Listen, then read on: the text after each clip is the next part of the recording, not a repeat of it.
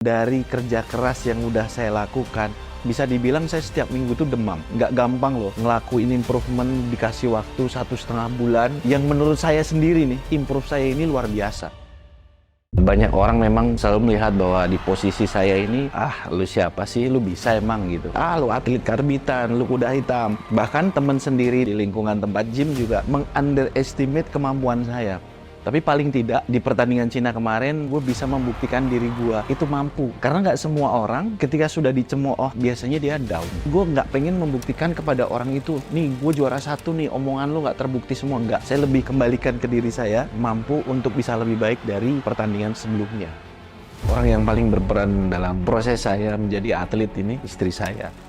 Orang yang selalu bangun pagi untuk menyiapkan makanan diet. Kemarin sampai nemenin ke Cina dan lihat langsung saya. Dan itu mungkin sebuah anugerah, saya ditemenin dan saya mendapat juara 1. Meskipun harapan saya mendapatkan prokat, tapi setidaknya dukungan dari orang terdekat buat saya itu menjadikan mental saya kuat. Dan saya makin penasaran, saya harus bisa sampai ke sana.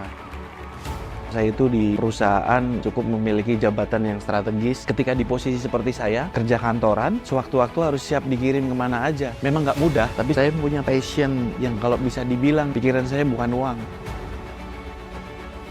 Motivasi saya tetap satu ya, karena saya udah melihat Bang Kris bisa lolos sampai Olympia. Dan saya termotivasi dengan kegigihan beliau yang 3 kali kalah, tapi yang keempat dia bisa lolos. Sempat ada keraguan-raguan buat saya, tapi selagi hayat masih di kandung badan, tetap berjuang lah pokoknya.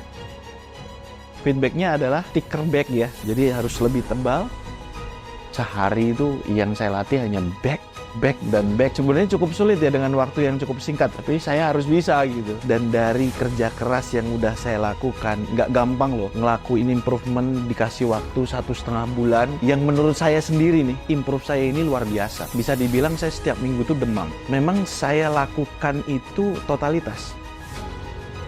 Ekspektasi saya nggak saya tinggi-tinggiin, tapi saya berharap di Jepang nanti bisa dapat pro card, dan itu saya persembahkan sih buat istri saya. Pada waktu itu selesai dari Cina, saya ada waktu spare seminggu untuk agak sedikit buka puasa lah ya. Dan kita di situ naik berat badan tuh karena makannya ngaco. Cara satu-satunya dengan waktu yang sempit untuk naikin massa otot, kita kan punya Crevolin tuh, karena punya waktu 1,5 bulan saya ajar 2 scoop. Tenaga muncul, massa otot naik. Saya imbangi dengan tambahan proteinnya dari Isolen, Evogreen untuk sarapan tiap hari ini, PCAA buat ngejus dada ayam.